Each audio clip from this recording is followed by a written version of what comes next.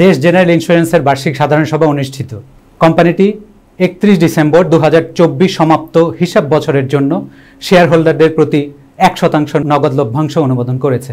কোম্পানির পরিচালনা পর্ষদের সভায় এই সিদ্ধান্ত নেওয়া হয় এবং এর মাধ্যমে শেয়ার হোল্ডারদের প্রতি কোম্পানির দায়বদ্ধতা ও দীর্ঘমেয়াদী আস্থার প্রতিফলন ঘটেছে। কোম্পানির চেয়ারম্যান রোকেয়া কাদের জানান, বর্তমান প্রতিকূল ব্যবসায়িক পরিবেশেও শেয়ার হোল্ডারদের প্রতি ন্যূনতম হলেও কিছু মূল্য ফেরত দেওয়া আমাদের অঙ্গীকারের অংশ।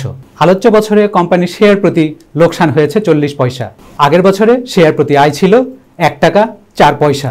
যদিও এবছরের লোকসান কোম্পানির আয় নিম্নমুখী করেছে, তবুও কোম্পানির শেয়ার প্রতি সম্পদ মূল্য দাঁড়িয়েছে 11 টাকা 30 পয়সা, যা আর্থিক ভিত্তি এখনও দৃঢ় থাকার প্রমাণ বহন করে। অর্থাৎ কোম্পানির দীর্ঘমেয়াদী সম্পদের অবস্থান এখনও ইতিবাচক এবং ভবিষ্যতেও পুনরুদ্ধার ও প্রবৃদ্ধির সম্ভাবনা রয়েছে। চেয়ারম্যান রোকেয়া কাদের আরও বলেন, লভ্যাংশ ঘোষণা করা শুধু শেয়ার হোল্ডারদের পুরস্কৃত করাই নয়, বরং তাদের প্রতি কোম্পানির প্রতিশ্রুতি রক্ষার প্রতীক।